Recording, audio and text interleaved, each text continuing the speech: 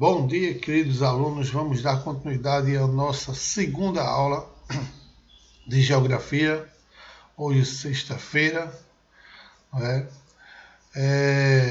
Ontem a gente trabalhou aqui a questão da distribuição da população brasileira, a estrutura etária da população brasileira, as pirâmides etárias também, tudo que está relacionado à população economicamente ativa também. E hoje, dando continuidade, vamos falar da participação da mulher na PEA, que é a população economicamente ativa, que mostra que nos últimos anos a mulher tem um aumento significativo, nessa população economicamente ativa. Então,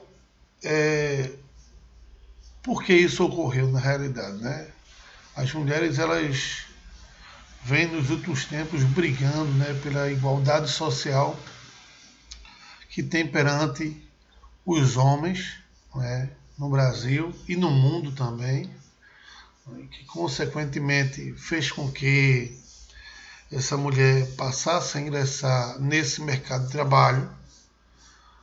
Com isso, caiu consideravelmente, a taxa de natalidade que nós tínhamos no Brasil e no mundo, porque, como a gente já comentou anteriormente, eu falei para vocês que a mulher, antigamente, ela vivia basicamente para o lar, basicamente para procriação, fazendo com que ela aumentasse com isso o índice de natalidade e, consequentemente, teve essa dificuldade, para que alguns países no mundo passassem a se desenvolver economicamente.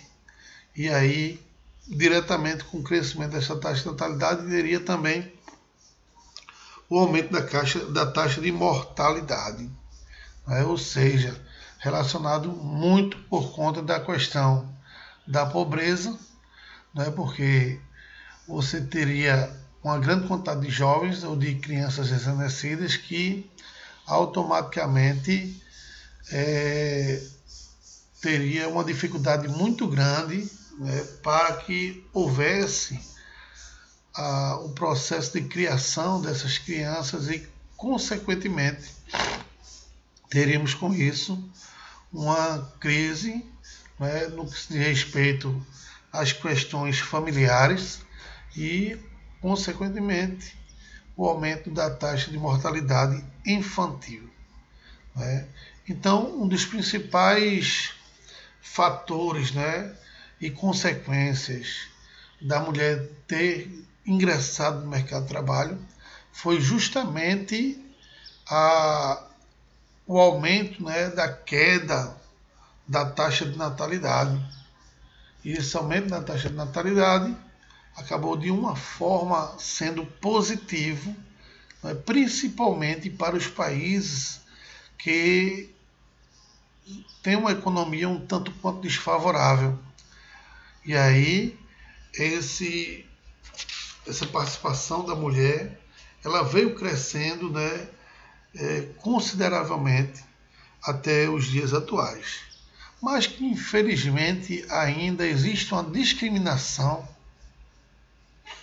por parte do mercado de trabalho, em relação às mulheres, porque muitas mulheres, na realidade, exercem o mesmo trabalho que alguns homens e aí ainda recebem salários muito baixos, por conta dessa questão, de discriminação relacionada à mulher no mercado de trabalho.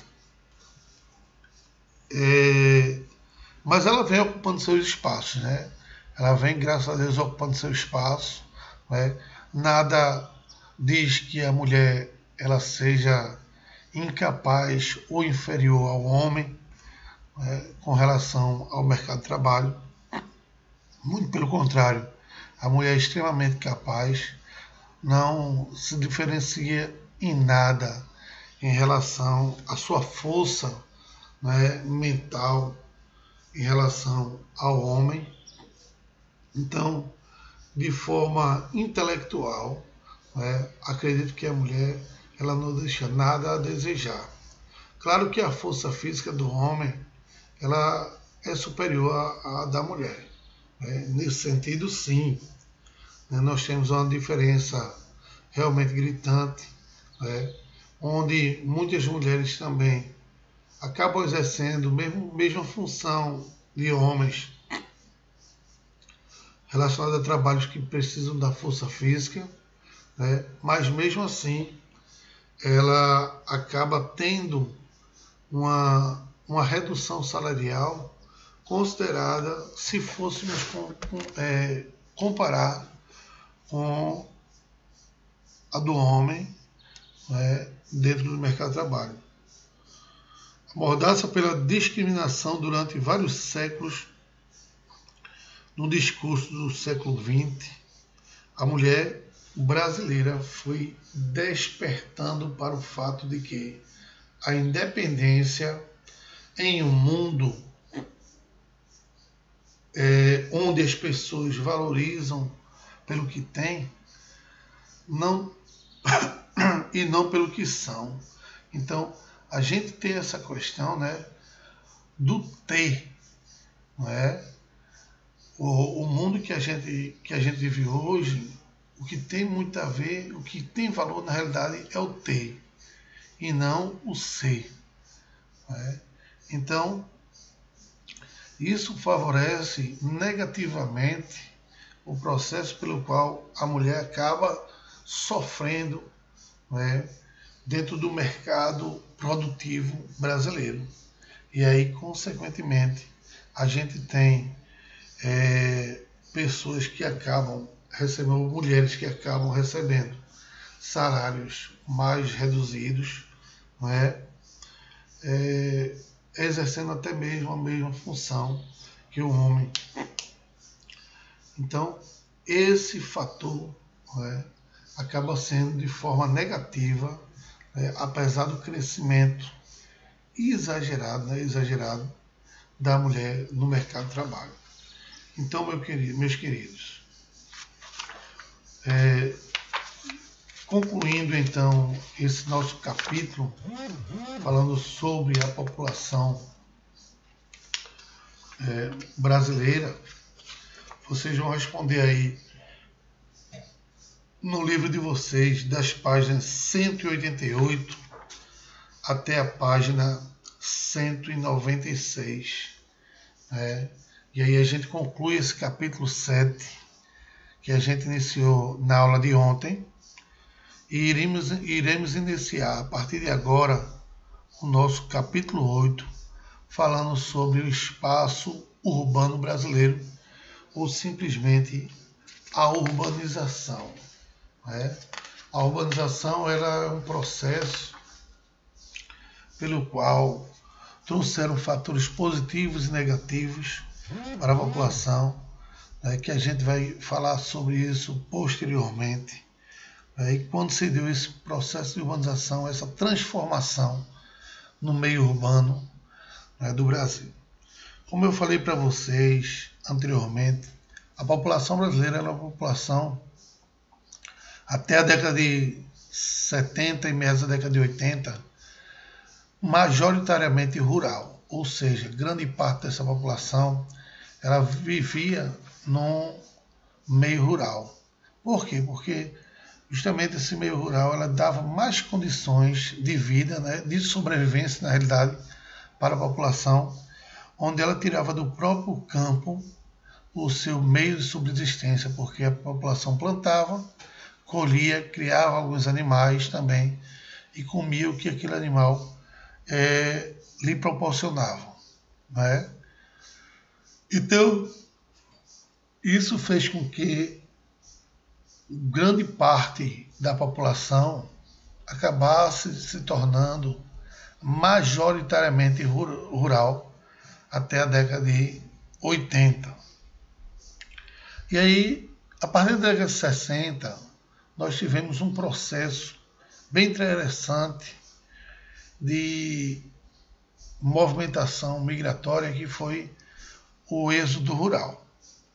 Esse êxodo rural, que nada mais é do que a saída do homem do campo para as cidades, como eu falei para vocês, que intensificou-se posteriormente em outras décadas e perdurou até os dias atuais, né, que ainda temos um grande volante de pessoas que saem do campo para as cidades em busca de melhores condições de vida. Promoveu com isso o crescimento do processo de urbanização. E o que é a urbanização? É o crescimento da população da cidade em ritmo mais acelerado do que a da população rural. Então, esse crescimento da população se deu justamente por conta da oferta de empregabilidade que o meio urbano passou a oferecer à população, que, consequentemente, foi uma área de atração populacional nas últimas décadas, promovendo com isso esse crescimento e essa transferência populacional do campo para as cidades. E quais foram as causas dessa urbanização? As causas foi, primeiramente, o processo de industrialização, que está intimamente ligado à urbanização, tendo origem a partir da primeira Revolução Industrial que ocorreu na Inglaterra em meados do século XVIII, pois a atividade industrial é um fenômeno espacial urbano de oferta de emprego bastante elevada, fato esse que serve como atração sobre as pessoas em todos os lugares em busca de trabalho. Então, a indústria, na realidade, é, inclusive até hoje, uma das áreas do setor empregatício que mais atrai população para o mercado de trabalho, justamente por conta da demanda, que é muito grande, dessa oferta de emprego que é muito grande, em várias áreas da produtividade. E essa cadeia produtiva acaba promovendo esse grande êxodo rural, essa grande volante populacional que sai do meio do campo para as cidades para melhores condições de vida. E a outra causa da urbanização foi justamente esse êxodo rural,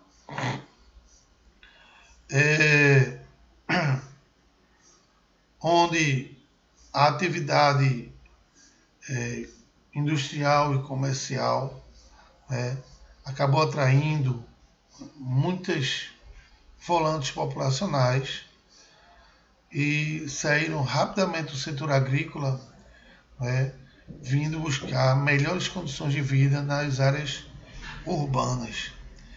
E, consequentemente, houve esse crescimento da população no meio urbano. Então, as causas da urbanização estão ligadas à industrialização e esse êxodo rural. No Brasil, gente, o processo de urbanização começa a acontecer a partir da década de 50, com a industrialização que se instalou nas cidades, a concentração de terras rurais nas mãos de poucas pessoas, a modernização da atividade no campo, como a agricultura, a pecuária, foram fatores que mais contribuíram com o processo de aceleração do meio urbano. Porque esse processo da modernização do setor agropecuário promoveu o crescimento urbanístico, porque infelizmente as máquinas do meio rural começou a substituir o homem, e aí essa falta de emprego começou a proporcionar, consequentemente, o processo de migração do meio rural para o meio urbano. E aí muitas pessoas foram procurar emprego nas áreas urbanas. e também a oferta, né, de empregabilidade, e isso acabou gerando esse processo migratório. Para vocês terem ideia, essa relação da distribuição populacional urbano-rural, durante a década de 40, a população rural era majoritariamente e bem maior que a urbana, considerando assim cerca de 69% da população rural, quanto a urbana chegava a 31%, ou seja, uma diferença gritante, uma diferença considerável, né, que posteriormente começou a diminuir essa população rural. Nos anos 50 foi para 64%, né, contra 36% da urbana. Nos anos 60, 55% da rural contra 45% da urbana. E aí, a partir da década de 70, né, começou essa virada de mesa, onde a população urbana passou a então ser majoritariamente urbana, né, essa população passou majoritariamente urbana, com 56% contra 44% da população rural, que aí só teve a crescer com o passar do tempo a população urbana, chegando nos dias atuais com 84% da população rural contra 16% da população urbana. Né? Um crescimento considerável, né? Isso graças ao processo de desenvolvimento do meio urbanístico. Só que atualmente ocorre uma saturação, digamos assim, no meio urbano, e essa saturação acaba impedindo o processo de aumento de empregabilidade e também a falta da mão de obra qualificada existente no meio urbano promoveu com isso um processo inverso chamado êxodo urbano, ou seja, a saída do homem do meio urbano em busca de melhores condições de vida na cidade ou no meio rural. Então, o que a gente observava nas décadas passadas, hoje está se invertendo. Hoje eu tenho uma grande quantidade de pessoas, claro que ainda não é uma quantidade considerada, mas já está acontecendo gradativamente, né, o retorno das pessoas para as suas cidades que viviam antigamente no campo, né, por conta do processo de saturação urbanística.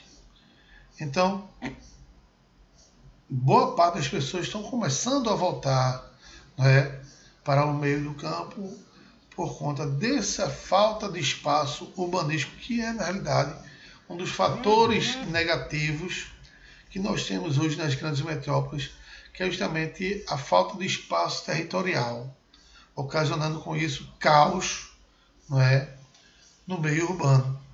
Caos esse que está relacionado também ao aumento dos congestionamentos, né, ao aumento da poluição no meio urbano, que a gente vai falar logo mais, e isso tornando a vida do ser humano praticamente impossível no meio urbano, e aí ocasionando, consequentemente, esse retorno da população para as suas cidades do meio rural, ou até mesmo nem o retorno, mas pessoas que vivem aqui e já não aguentam mais viver nesse meio urbano, e aí buscam melhores condições, né, e mesmo até quando se aposentam, vão morar no meio rural, levando assim uma vida mais tranquila ou uma vida mais regrada, né, se alimentando de coisas que vêm diretamente do campo, né, dando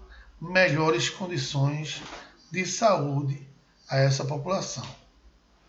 Então, com a urbanização, as cidades aumentaram o controle da espacialidade e passaram a apresentar uma importância de muito grande da sociedade. Dessa forma, as zonas urbanas tornaram-se centro de produção de bens materiais, da prestação de serviço, das decisões políticas e econômicas. Então, isso foi importantíssimo, né? Essa prestação de serviço, as decisões políticas e econômicas, que acabou sendo de grande e fundamental importância para que as coisas fossem decididas de forma positiva para a economia das grandes cidades. Por sua vez, as zonas rurais, subordinadas às zonas urbanas, passaram a fornecer bens primários, não é? Como eu já falei para vocês, bens primários são aquelas que vêm diretamente da natureza, como extrativismo animal, vegetal e mineral. E aí o meio urbano passou a se tornar refém do meio rural, proporcionando assim um crescimento agropecuário, né, onde passamos a se tornar grandes exportadores, né, a nível mundial de produtos agrícolas, né, e pecuário também. O Brasil atualmente é o maior exportador de carne bovina do mundo, né, e o segundo maior produtor de grãos também do mundo e exportador, perdendo apenas dos Estados Unidos em termos de produção de grãos.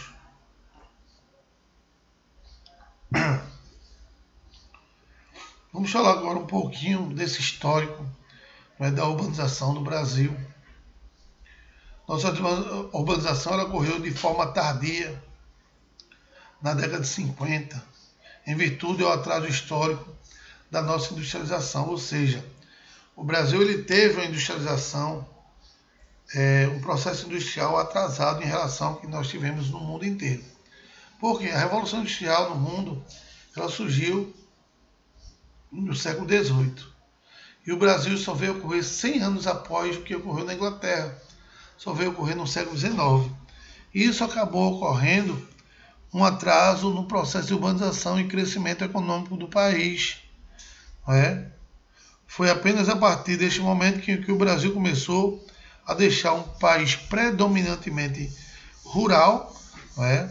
Passando a se tornar também um país amplamente, digamos assim, industrial. Porém, como eu já falei para vocês em aulas passadas, a indústria brasileira não era uma indústria de qualidade e o que não promovia, consequentemente, o seu desenvolvimento econômico. Essa indústria brasileira ela veio passar a ser de melhor qualidade a partir do momento em que, no governo Fernando Collor de Mello, ele passou a abrir o mercado nacional para o mercado internacional, promovendo com isso a concorrência industrial aqui no Brasil, fazendo com que a indústria brasileira acabasse melhorando a sua produtividade e sendo bem aceita no mercado internacional, fazendo com que o país passasse a importar produtos industrializados em maior quantidade para países mais desenvolvidos economicamente e acumulando com isso capital estrangeiro, melhorando a sua balança comercial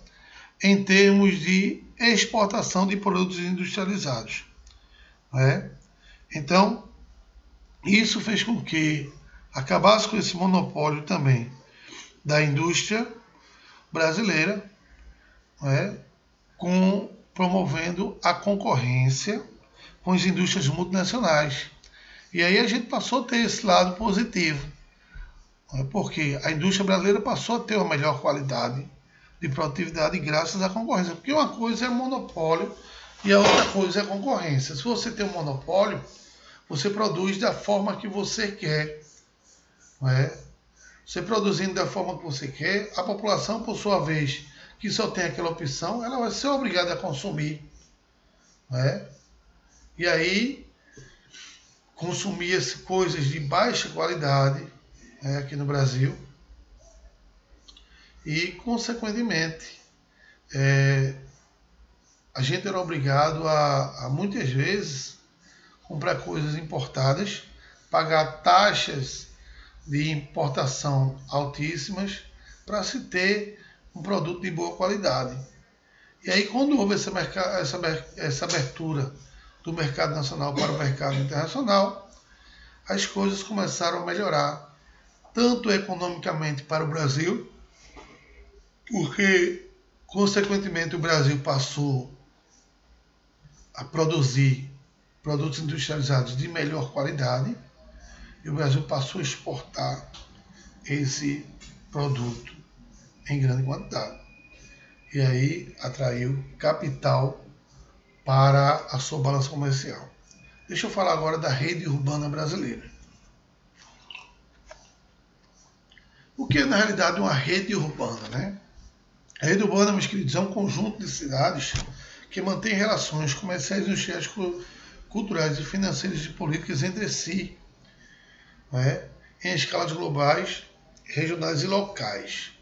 Quando essa rede urbana ela promove-se a partir de relações locais, na realidade, ou seja, quando uma cidade começa a interferir na economia da outra, promovendo assim um crescimento de ambas as cidades ou mais de duas cidades, se diz que está havendo um processo, um fenômeno na realidade, chamado de conurbação de cidades.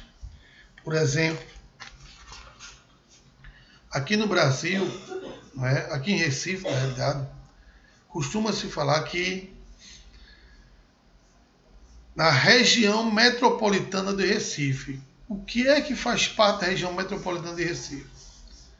Que faz parte da região metropolitana de Recife: Olinda, Paulista, Jaboatão, Recife, Camaragibe, toda essa área faz parte da região metropolitana de Recife.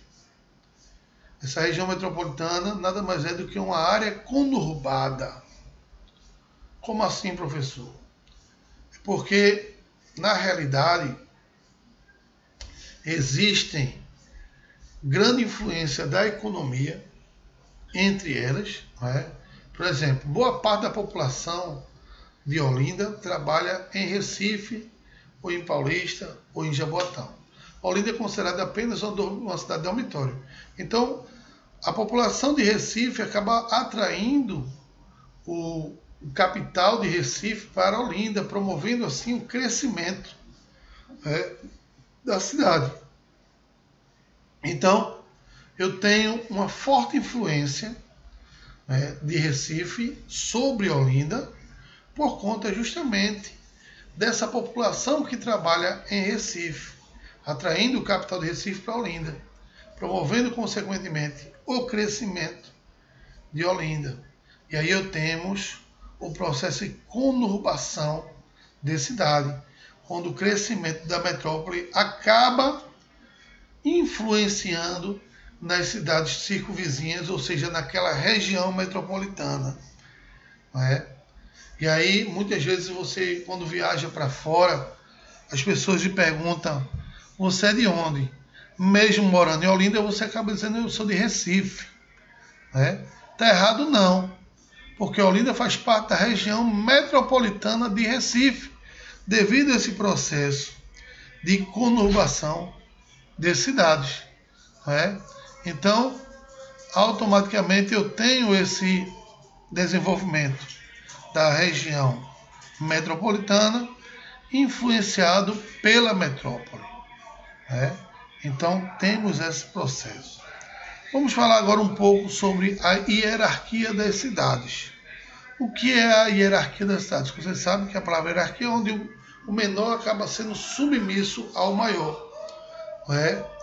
Nas cidades também tem esse processo. Eu tenho metrópoles globais, metrópoles regionais, eu tenho centros regionais, eu tenho centros sub-regionais. Então, onde as cidades menores acabam sendo submissas às cidades maiores. O que vem ser uma metrópole global? Uma metrópole global, gente, é aquela cidade onde a sua economia acaba influenciando na economia do mundo como um todo. Como, por exemplo, Tóquio e Nova York.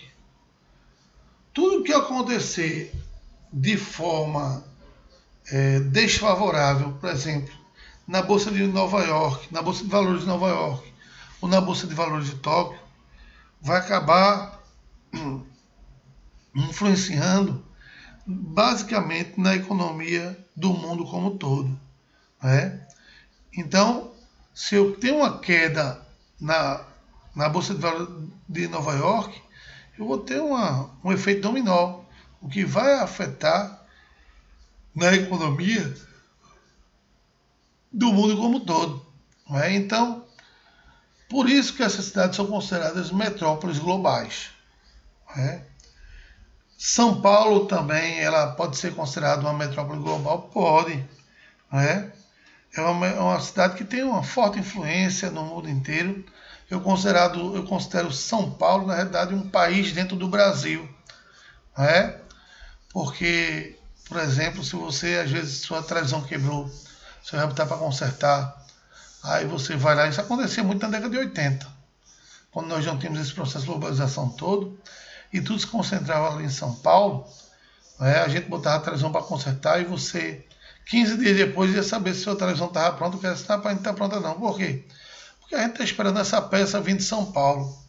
E demorava tempos e tempos até que essa peça chegasse, né? E, consequentemente, a televisão fosse consertada.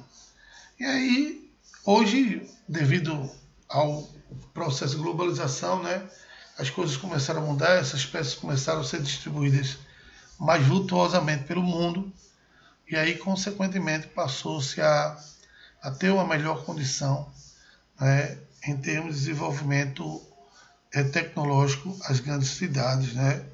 Mas ainda somos muito influenciados ou dependentes ainda, né, da região sudeste, né, que é considerado o motor do Brasil. A região sudeste é considerada o motor do Brasil, e aí faz com que São Paulo torne-se assim uma metrópole global também. Já as metrópoles nacionais, né, são aquelas cidades ou aquelas metrópoles que têm influência na economia do país como um todo. São as cidades mais fortes economicamente que nós temos em um país. Aqui, por exemplo, no Brasil, eu tenho como exemplo de metrópole nacional o quê? Recife, Brasília, Fortaleza, Salvador, Belo Horizonte, Curitiba, Porto Alegre, são consideradas metrópoles nacional. Por quê? Porque a economia dessas cidades acaba tendo influência direta, né, no mercado econômico nacional, ou seja, no mercado brasileiro. Então eu tenho, por exemplo, aqui no Recife, uma metrópole nacional, onde eu tenho o porto de Suape, que chegam e saem mercadorias em todo o território, que são espalhados por todo o território brasileiro, a partir do Recife, que também movimenta essa economia nacional, né, atraindo esse capital para o país inteiro. Então, por isso que Recife ele tem, graças a Deus, uma importância muito grande no que diz respeito à economia do país todo. Já as metrópoles regionais são metrópoles que têm relação, né, com o desenvolvimento da região em que eles estão localizados, como por exemplo Manaus, Belém e Goiânia. Manaus e Belém, Manaus na Amazônia e Belém no Pará, são as metrópoles regionais da região norte. Como a região norte não é uma região que tem uma forte influência, né, são estados, na realidade, Amazônia e Pará, são estados que não têm uma forte influência no país como um todo, até porque boa parte desses dois estados estão cobertos pela floresta amazônica e banhados pelo rio Amazonas, promovendo assim o não desenvolvimento dos estados como um todo, né? E não tampouco das capitais. Logo, suas capitais têm só influência basicamente nos seus estados ou mesmo na região norte como toda. Então, Belém e Manaus são os dois estados e mais, ou são as cidades mais fortes naquela região norte. Logo, eles vão ter essa forte influência econômica naquela região, né, que é a região norte do país. Por outro lado, eu também tenho os centros regionais. Né? Centros regionais são cidades que têm forte influência econômica, não é? Na região como um todo.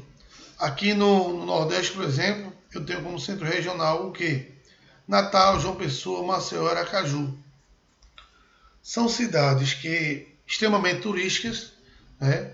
Devido às suas praias belíssimas que nós temos dispersas nessas regiões litorâneas, que atraem uma grande quantidade de turistas, né? Que consequentemente gastam dinheiro aqui, fortalecendo com isso a região norte, ou a região nordeste, digamos assim. Assim como Rio Branco, Porto Velho, né, Cuiabá, Rio Grande do Norte,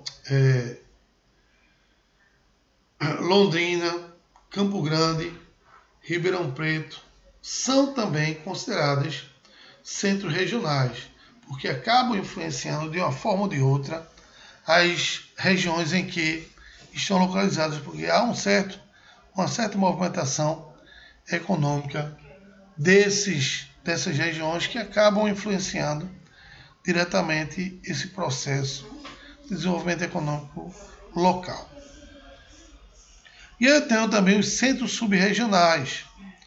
Né? Vou dar um exemplo próximo a gente aqui, que é Caruaru e Campina Grande. Né? Caruaru, na realidade, é uma metrópole considerada a metrópole do Agreste, digamos assim, porque é a cidade mais forte do Agreste pernambucano. Né? Boa parte de sua economia é gerada através do comércio e da indústria, né? A indústria ali tem grande força ligada à indústria têxtil, né? Caruaru ela tem essa indústria têxtil de forte importância, ela em Toritama também, em Santa Cruz de Capibaribe, mas que essas duas cidades não são centros subregionais. Caruaru, sim, é um centro subregional porque tem um crescimento imenso. É uma das poucas cidades do interior do Brasil que cresce hoje de forma vertical, ou seja, a construção de prédios altíssimos já, acima de 15 andares, tem muitos prédios em Caruaru já com mais de 15 andares de altura. Não é? Então, é um centro, né, que cresce vultuosamente devido, graças a Deus, à sua produtividade industrial e aos seus serviços e ao seu setor terciário também. Caruaru e Campina Grande, né, são áreas turísticas de grande atração populacional, principalmente no período junino, né, que movimenta a economia, que não vai ser o caso esse ano, infelizmente por conta do Covid, mas durante o período junino atrai pessoas do mundo inteiro, né, tem uma movimentação econômica muito importante e aí, consequentemente, acaba promovendo esse desenvolvimento das áreas do Agreste nordestino.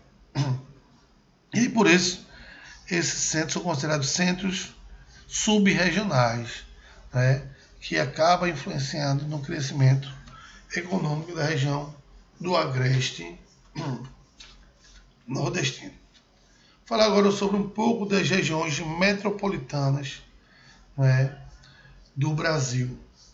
O processo de urbanização que se intensificou a partir da década de 70 acarretou um crescimento populacional acelerado nas grandes cidades. Isso resultou da expansão dos limites urbanos de várias metrópoles e cidades brasileiras, que terminaram por se encontrar com os limites urbanos e atividades vizinhas. Esse fenômeno foi chamado de conurbação de cidades, que eu já expliquei para vocês, que é uma superposição ou encontro de duas ou mais cidades devido ao crescimento dos respectivos sítios urbanos. As aglomerações resultantes podem ser o Porto, a região do ABCD paulista, na Grande São Paulo, que é uma região que muito desenvolvida em termos industriais, não é? Essa região onde se concentra o grande centro nervoso de produção industrial da região da Grande São Paulo, que é a região do ABCD paulista, né? Onde eu tenho ali a região de Santo André, por exemplo, onde está localizado as grandes metalúrgicas e siderúrgicas da região paulista. Na verdade, a região metropolitana corresponde a um conjunto de municípios próximos e integrados socioeconomicamente com a cidade central. Então, essa região metropolitana ela é de grande importância para a cidade central ou para a metrópole, né? Apresentando serviços públicos e infraestruturas comuns. Ou seja, eu tenho um serviço de urbanização, como saneamento básico, né? Segurança pública, que são comuns para toda essa região metropolitana, em virtude do seu crescimento da populacional, e em conjunto essas cidades têm alguns problemas urbanos, como a deficiência do sistema de transporte, água e iluminação pública, além de segurança e esgoto. Então, infelizmente, algumas cidades elas não foram planejadas, né, para o seu crescimento, e acaba acarretando grandes dificuldades no processo administrativo, como, por exemplo, a distribuição de águas e saneamento básico dessas cidades. E aí muitas cidades acabam ficando sem água, né? Durante um certo período de tempo é necessário que se faça o rodízio dessa água para que as pessoas tenham um melhor acesso a essa distribuição. Além disso, o sistema de transporte é muito deficitário, porque a população cresce vultuosamente e o sistema de transporte não acompanha esse crescimento. E, consequentemente, eu tenho problemas seríssimos com relação a congestionamento dessas grandes metrópoles, que infelizmente faz com que a sociedade ela se desenvolva de forma lenta, como se respeita à mobilidade pública dessas grandes metrópoles, né? E aí temos também a dificuldade no que diz respeito à segurança pública.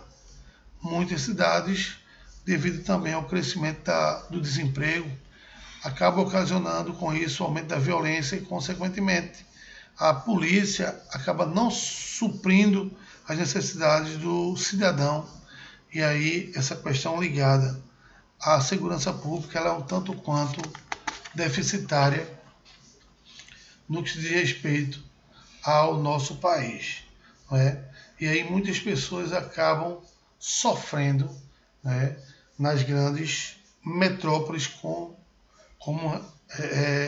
consequência dessa falta, né, de segurança pública. Não se promovem concursos, o que vai promover com isso a falta de policiais nas ruas, não é? Os baixos salários também dos nossos guardas, né, dos nossos policiais, acaba promovendo com isso a facilidade para que eles sejam corrompidos pela marginalidade, né, sendo vulneráveis, consequentemente, a receber propinas. E aí há todo um processo, né, de falta de estrutura que acaba colocando a sociedade em situação de vulnerabilidade. Então, meus queridos, vamos encerrando nossa aula aqui por hoje, né? Não esquecendo vocês de fazerem aqueles exercícios que eu coloquei aí para vocês, né, no nosso capítulo anterior. E estudem bastante. Na próxima semana, nós vamos dar continuidade com esse processo de urbanização, que ainda não acabou. Tem muita coisa a falar ainda do processo de urbanização, né? Eu espero que vocês estejam aprendendo, estejam realmente estudando em casa, né? Porque é de grande importância que vocês estudem, que vocês façam os exercícios, né? Para que não deixe nada pendente, para a gente trabalhar esse livro da melhor forma possível. Eu não estou deixando nenhuma página sem ser trabalhada, eu estou fazendo o máximo para a gente trabalhar esse livro como um todo, e vai dar para fazer. né? Então, meus nobres, que vocês tenham um bom fim de semana, né? Estudem, um abraço e tenham um fim de semana excelente. Tchau!